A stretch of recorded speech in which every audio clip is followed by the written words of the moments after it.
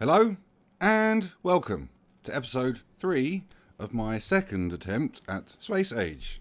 And the last episode we kind of finished up on Novice, so that was a bit of nuclear power, a bit of rocket launching, and we got into space. We built a nice spacecraft. There was some jiggery pokery, some mistakes. Anyway, we'll leave that alone. If you want to, that was in episode 2. We got into that spacecraft that brought us here to Fulgara. And we built this thing. And I really just want to finish it off. Like, there's a few things that I got wrong on Novice, and I really can't get back to Novice to fix it until I've got some rockets here. Rocket silo, I mean. So I need a couple of rocket silos, and then I can get back to Novice, fix some things, and then we're going to start talking about Vulcaners. We're not a million miles away from that. So, I mean, let's just get on with it.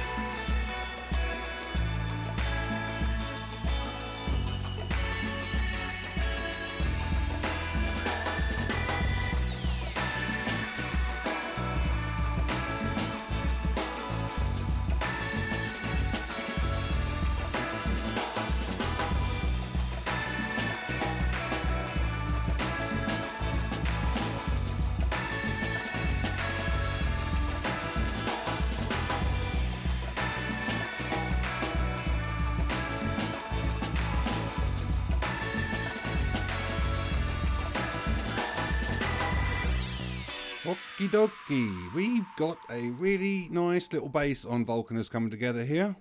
All the little things that a growing factory's going to need, we're kind of building piece by piece. So we've got, you know, the oils, plastic, rocket fuel, tungsten plate, carbon, you know, the triangular tungsten, all of the molten stuff, blocks, chips and concrete, like all of the little I'm just trying to deal with all the little things, and then at some point I'm going to get to a mall of some description where we're going to put all of this to some use. And as well, we're going to need a rocket silo so I can actually leave this planet at some point.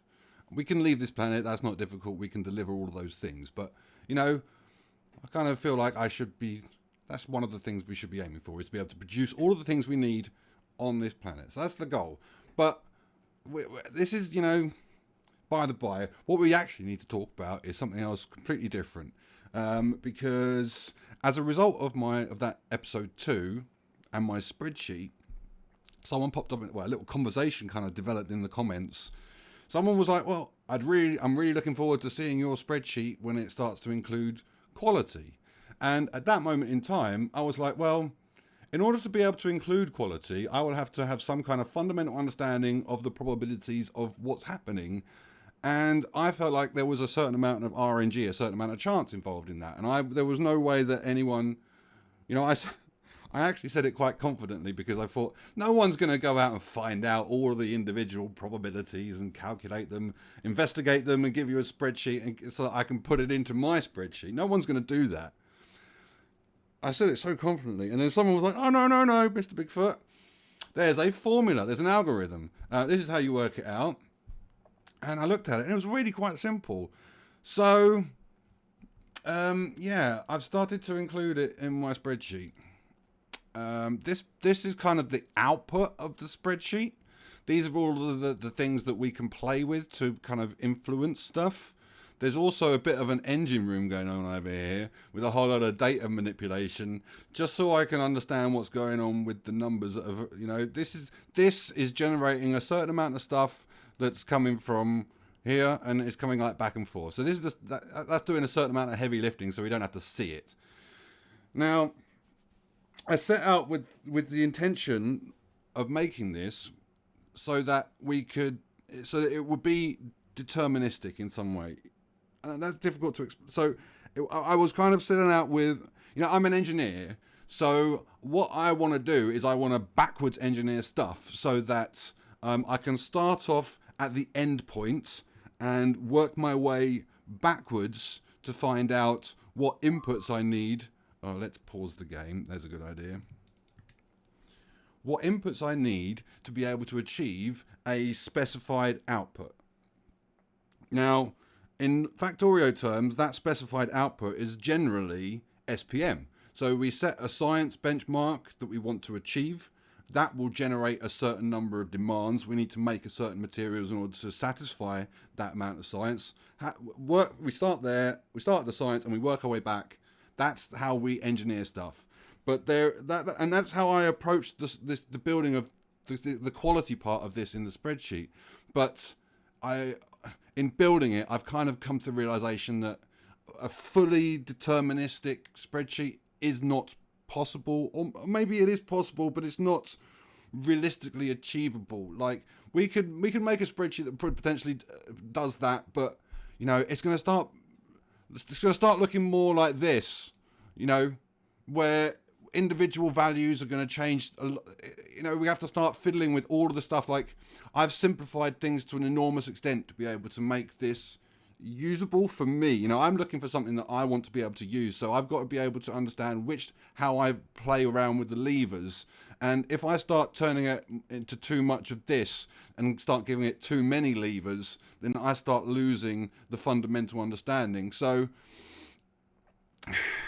the realization I've come to is that we can't assess every potential. What we're at, how do I get to this? The problem is, okay. The problem is exemplified best by what's going on here in Fulgora. So if we say need a certain number of iron plate, let's just say we need a certain number of iron plate to be able to achieve a certain SPM output. Where does that iron plate come from? Because we don't produce any of it directly from the scrap. We only produce iron plate indirectly from scrapping other things. So if we need a certain amount of iron plate, then some of that iron plate is going to come from green chips. Some of it's I'd imagine that most of it's going to come from gears, and then we're going to get a small amount from batteries. I think those are the three things. So if we demand a certain number of iron, then it really depends how much of those things we're making. So if the rest of the factory is demanding green circuit boards, then the iron that we would otherwise have got from scrapping those circuit boards, we don't get anymore. And although we can look at SPM, I mean, this is kind of where I'm kind of getting at. SPM is kind of the final metric, the thing that we're looking for. But a factory is also doing a multitude of other things at the same time. And there is one thing that Fulgar is now doing that isn't science, that places demands on this factory. So I've set up the production line for the quality modules. So this is not SPM related. So this is taking out a whole load of resources. So at some point, I'd imagine this might fill up, and then I might start making more iron plate because the green chips aren't going here anymore. Anyway, the problem is that simple scrappage. We can't make a simple demand of iron plate because when we scrap stuff, we get a variable amount of it from somewhere else. And that is, mathematically speaking, chaos. It's unpredictable. Moment to moment, it's going to differ. The only reasonable way of me trying to address that, because although this issue happens mostly on Fulgar, it's most noticeable here, it will happen everywhere else because we're going to be scrapping a whole load of stuff. So when we come to the spreadsheet, what I've tried to do is have a maximum and a minimum. So if we take, say, our ore and our plate and we do the bare minimum on it, let's imagine we've got a factory that's demanding a whole load of common materials because we're doing research and we're building conveyor belts and assembly machines and everything else. So any common materials that we have, we want to send to the shopping mall. So the only processes we can, if we are sending all of those processes to the shopping mall, there will be a minimum amount of legendary stuff that we can extract from the processes already there. If the shopping mall suddenly stops demanding materials, then we can suddenly scrap all of that stuff and get more legendary stuff. So there's a maximum and there's a minimum. And when I say maximum, what I mean is that imagine all of the materials coming into your factory. Imagine us directing and funneling all of that into just getting, say, legendary iron plate all on its own, nothing else.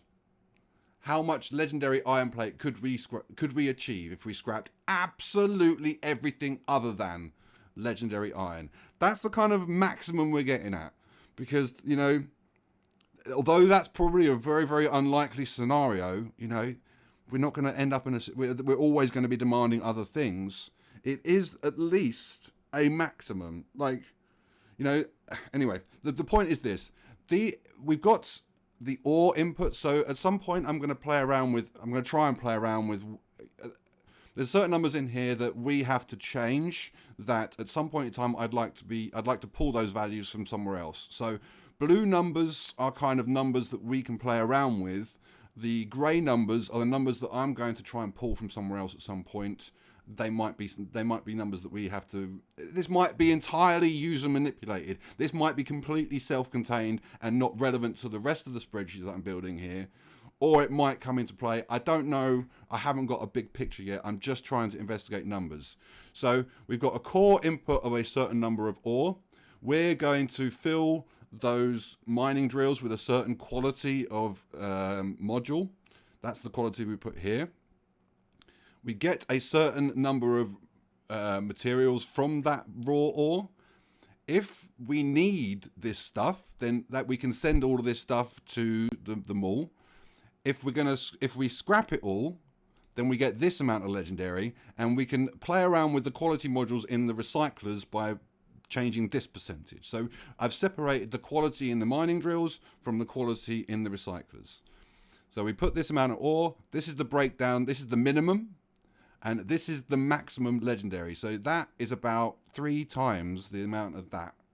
But we do get legendary potential. No, that's plate. We're moving too fast.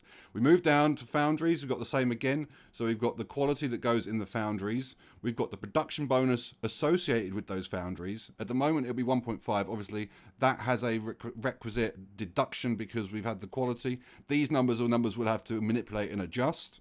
Then we've got the quality of the module that we put in the scrap. And then we've got all of the stuff that we produce. So we've got the amount of molten iron, the calcite required. We've got the total maximum number of iron plate that this molten iron will produce. Same again with the steel. Same again with the gears. So these are all maximums that we can take out of the system. we are then going to limit that number to these, so that, you know, we're not going to put all of our molten iron into iron plate. So we're just going to limit those numbers. We've got the same over here for copper plate, copper wire. Low density structure, obviously that uses iron, molten iron and molten copper. So this kind of has demands on both this sides of the factory. And then we have the utilization ratio. So this is how much of the molten iron we're using versus how much we have. And the same again with the copper. So we can play around with these values to kind of manipulate how we're producing. You know, in my mind, what I want to really investigate at some point is it better to use legendary productivity modules, or is it better to use legendary quality modules? It's a pretty fundamental question, and I'm hoping, I actually think I've got the answer in my head already, but I want to be able to at least investigate that. I want to give the spreadsheet the potential to investigate that. And then if we wanted to scrap this stuff, the plate that results from all of this, well, no, actually, if we wanted to scrap these things, oh, my keyboard's stopped working. You know, if we wanted to scrap these numbers, these stuff, in order to get potentially more legendary stuff, then these would be the breakdowns of that. So if we scrapped the iron plate, just straight away, this is what we would get. If we turned all of that into legendary stuff, then this is what we would get. Same again with copper plate. Same again with steel plate.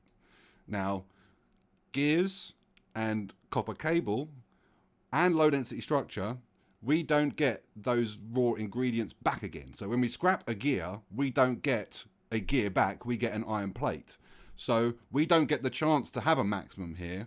We get what we get. You know, we have a very, very limited amount of opportunity to make high legendary gears, copper cables, or low density structure. The products of the scrapping of these go into the iron plate, the steel plate, and the plastic, which I haven't included yet, but it is over here in my mess of numbers. LDS to plastic. So this is the stuff that we get from the plastic. So it's here. It's just a case of, when I get to oils, that's, you know, and I am just now kind of working my way through the circuit boards. So we've got, again, we've got the demands that we want from the factory here, the quality of the modules and the quality of the units, because we can use electromagnetic plants, so we can get a production bonus from that stuff, and the scrap modules that we put in the recyclers, and then these are the breakdowns. Again, we don't have a legendary maximum on this, because when we scrap these things, we get other things. So there is a loop available to us to make legendary stuff. You know, we can, if we can make a loop from red circuit board to green and back again to make legendary stuff if we wanted to, but that's kind of outside the remits of this spreadsheet. We're just kind of dealing with raw numbers. You know, ultimately what the spreadsheet is, all it wants to give me, all I really want is the amount of common stuff at this moment in time. All of the higher quality, higher tier stuff, I'm going to send to another part of the factory to process.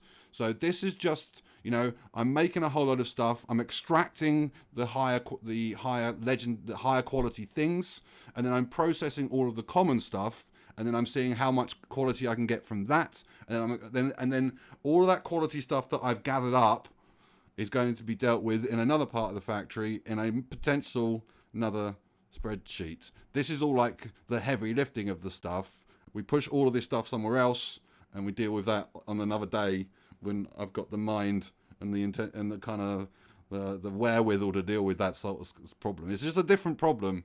So this is just the raw processing. This is my engine room. That's really what we're getting at. This is the engine room that I'm going to be building. Yeah. So to get around to the end of the thing I want to talk about. Yes, I'm attempting to include quality in my spreadsheet. It has caveats, but we're getting some kind of something that should give us an answer, which is nice. We've got a nice base coming together on Vulcanus, and I've just got to finish this and get it to a point where it's making loads of refineries and the big mining drills. And then we can start getting to that engine room, this thing on the spreadsheet. How does it design? How does it go down on a map? I'm so looking forward to it. So I've been looking, there are moments along these journeys on Factorio where, or at least in this new game anyway, You know, there's a point where I want to get to, and then I can upgrade things, and then I have to do more work to get to a next point, and then I'll have to go through another upgrade of things. And those various upgrades I'm going to go along the way, I'm going to get very excited about. Anyway, we got to finish off this base. Let's get on with it.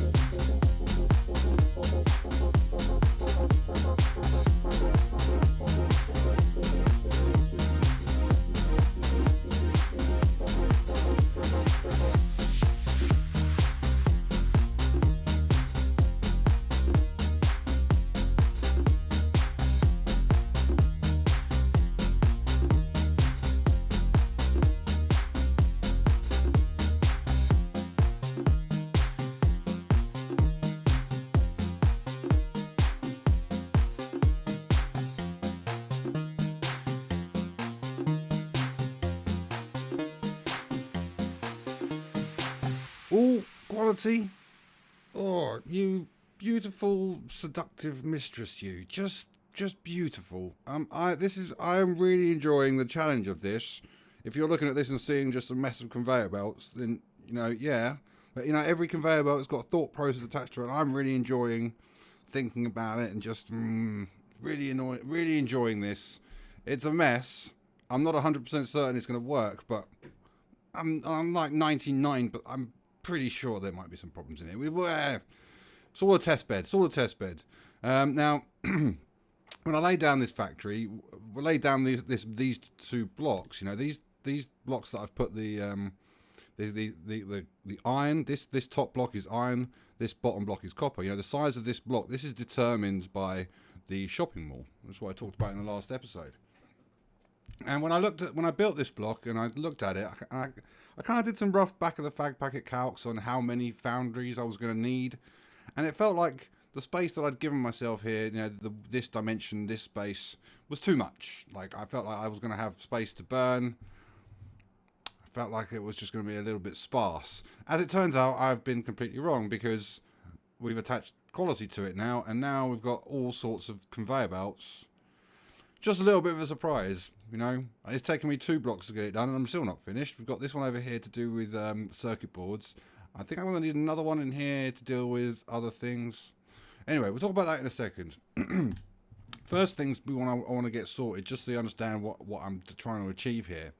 So, firstly, I'm not using bots. Now, this is primarily, it's an ideological thing. I love conveyor belts, so if there's a problem, I want to try and attack it with conveyor belts first. If I can attack it first like this and it makes some mistakes, then I'll learn and I'll get it better next time. It's kind of an evolutionary process. So I don't really want to get stuck into bots too far. And that's mainly because of the second reason, which is that I feel like if you're looking to scale these things, if you're looking to make something big, then if you're relying on bots, then the way to scale it is just to have more bots, and that's just a little bit boring.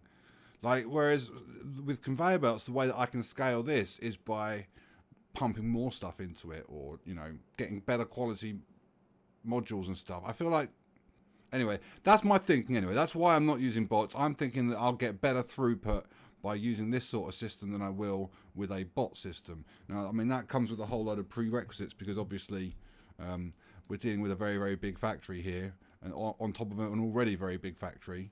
And you can probably get it done in less space with bots. Anyway, this is how I've decided to do it. Anyway, so that's the first thing. The second thing was that there is a compelling argument to sushiize the quality of material. So, I'm going to be stuffing. This is the block of the factory that's going to be making iron plate. I'm going to stuff that all with quality modules. So these output belts is going to be spitting out a complete medley of all the different qualities of iron plate. Now, the common variant, we just want to send that into the factory. We don't really care about the common variant. So so we first split off the common variant, but that gives us a conveyor belt with the other 4 qualities on it. Now, in my mind, there's a compelling argument to say that we may as well, why not just leave that sushi belt? We can take that sushi belt of all the different qualities, maybe have 2 or 3 or 4 of them, depending on how many places and how many things we're making. Send that somewhere else and kind of sort it out somewhere else.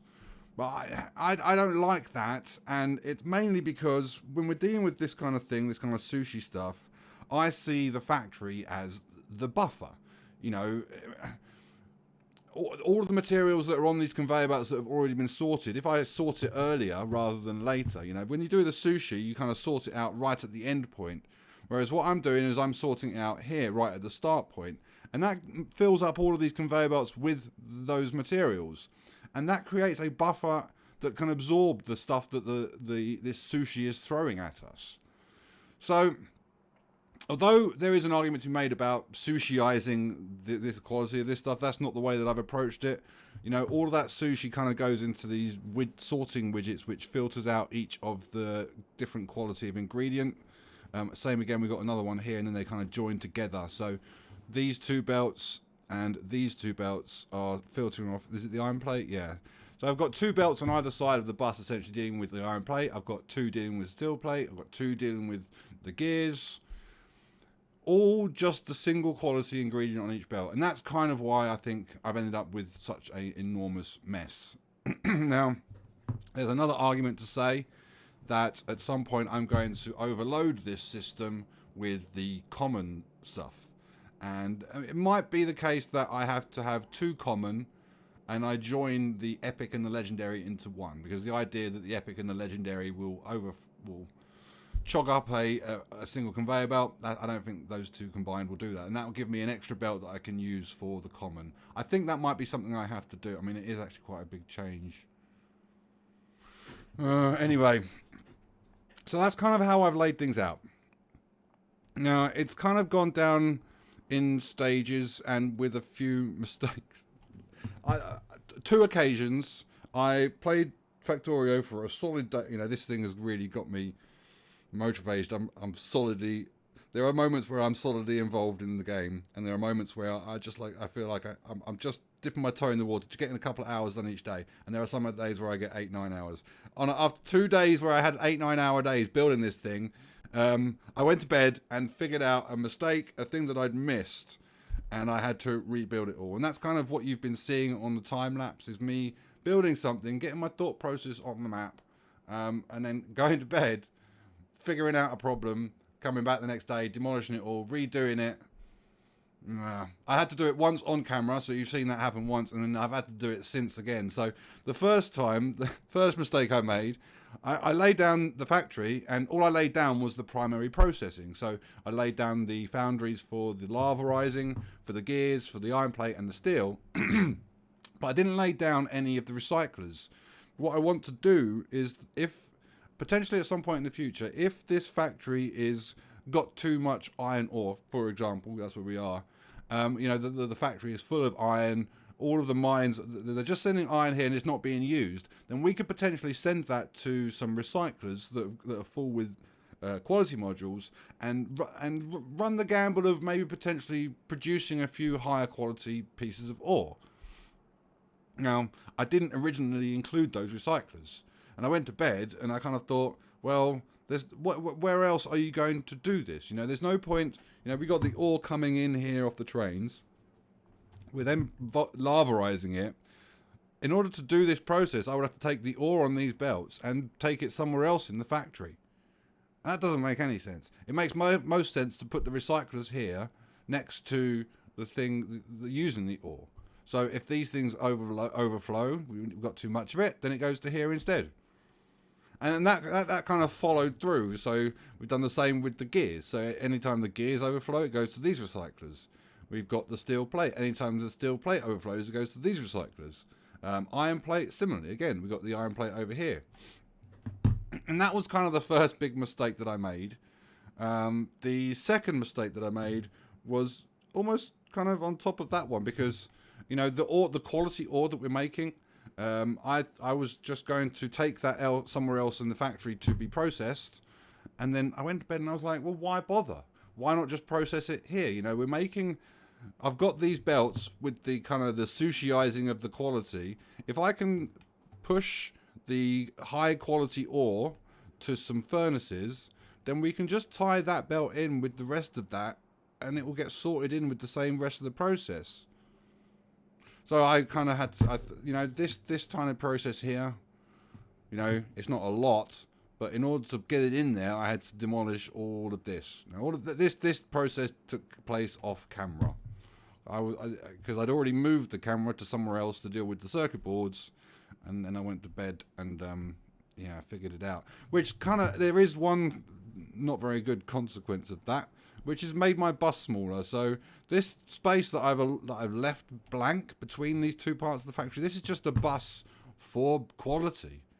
Like, I think I'd given myself like 120 tiles and reduced that by about 20 because I needed to get those furnaces in, and I'd already kind of drawn this line. So I got like 110 maybe tiles across here to get the stuff in and out that I need.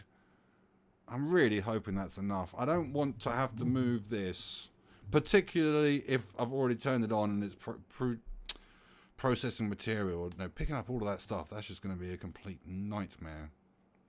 Anyway, that's by the by. Those are the two mistakes. And I suppose it's probably worthwhile going through the factory. Like we've just been, I've kind of run through the iron. The iron's quite, I suppose that both of these processes are quite straightforward. You know, iron and copper, they're quite straightforward. They're just big because we're trying to process so much material. So down, if we move down to the second block, we've got the copper, and we're doing basically just the same thing. You know, lavarizing the copper, recycling it if we have too much ore, turning any of the higher quality ores that we happen to produce into better quality copper plates. That gets processed into the rest of the copper plates. Copper plates, recycling the copper plates, low density structure. Yeah, that obviously mixes with the iron, so it's good to have them together.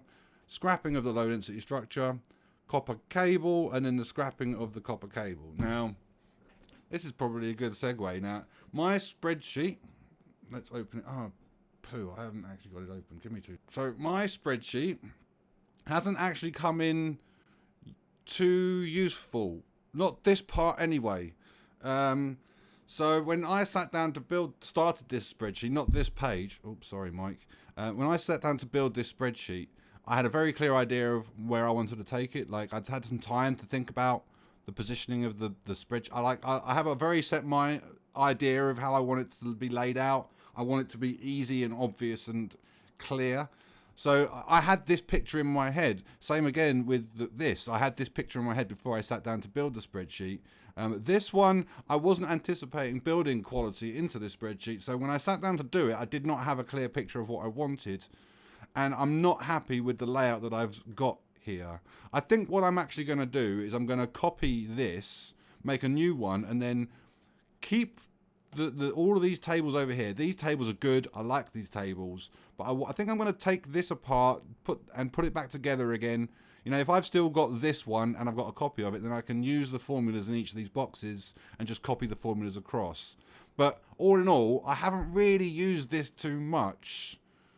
And I think that's because I'm not really aiming for a specific SPM. You know, I'm just kind of guessing at ratios and proportions to a certain extent.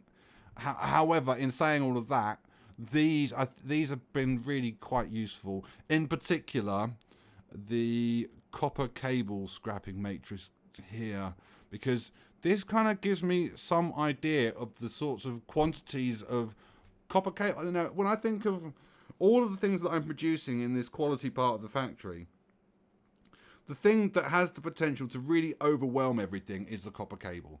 You know, we're going to be producing a lot of it. We need a lot of it for all of our circuit boards.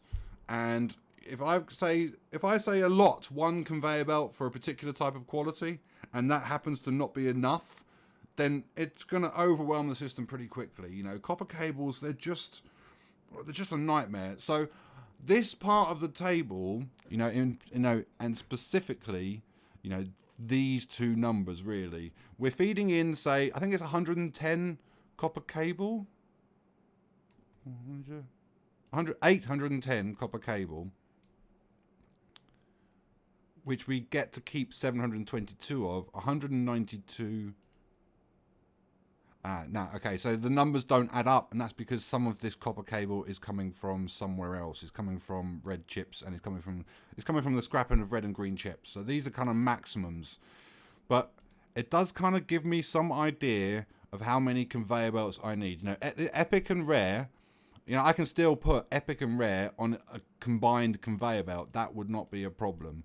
But the common I'm going to deal with already. That's already got a whole load of buses and conveyor belts to deal with it. It's this number really that I worry about, because 191. That's what 4 and a bit blue conveyor belts. You know, in my mind, that would be 6 blue conveyor belts.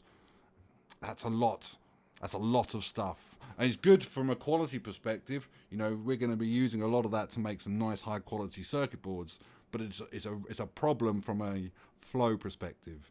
Now, if we just close that for a second, what we have for those copper cables is 6 conveyor belts here and 6 conveyor belts here. So we've got 12 conveyor belts of copper cables.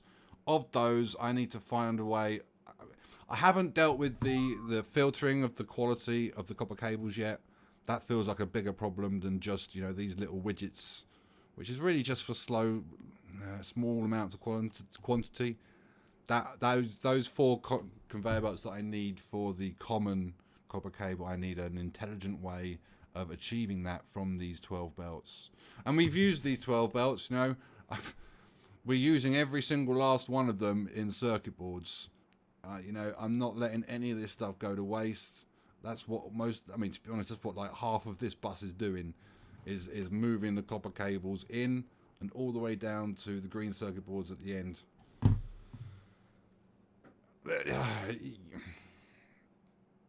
There was a time not long ago when someone criticised me because I was putting copper cables on a conveyor belt, and you know, in old Factorio, that was the way to do it. That was not the way to do it. The way to do it was to directly insert it.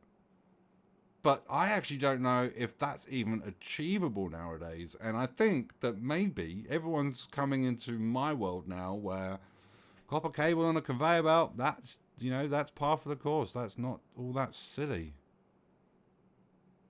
Anyway, I mean, we've got so much to do. I've got to set this up. I've got to set up this bus as well. Oh, and that's just one last thing.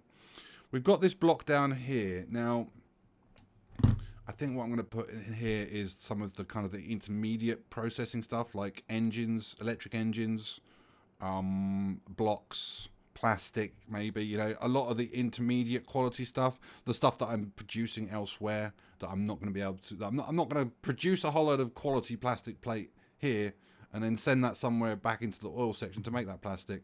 It's much more sensible to bring the petroleum here. I suppose that's another thing. Oh man, so much has happened. My mind has been so focused on quality that I've forgotten things that have happened. So I've completely demolished my entire bus. Completely demolished it. You know, these aren't, my shopping mall is now no longer being fed, and that's because I want to be able to tie all of this stuff in. You know, I'd laid down too many conveyor belts in here, and it was a complete mess. So we're starting from scratch with the bus. It's a new day. You know, this is I was saying it, I've said it several times before. This is a Swiss Army knife, and at some points we're going to have to demolish stuff, put it back together again. I am going to try and find a way of putting all of this stuff back into the system. Like, we're picking up a whole lot of the stuff that was on the conveyor belts. I've got like 5 boxes of gears full. I've got to get that back into the factory somehow. So, yeah. But that, I mean, you know, if I have some method of getting all that stuff back in the factory, then I don't have so much fear of demolishing stuff in the future. I am settling into this factory in a way that I don't think I've ever settled into a vanilla factory in years. You know, this idea of demolishing stuff, moving stuff around. I always used to build stuff in vanilla. Just build it once, that'll do the job, move on to the next thing, get to the end. Launch the rocket, start a new factory. This whole evolution of design, of building, you know, progressing as we get more and more science. I'm really settling in. I don't know how long this. I'm enjoying myself, so this might take a long time. Anyway, what we need to do is we need to build more stuff in here, but. Mainly due to quality, and because me rabbiting on for way too long about quality, I've used up all my time, and we're going to have to call it a day, because we've got no more time left. That's it. I hope it's been good. Till next time.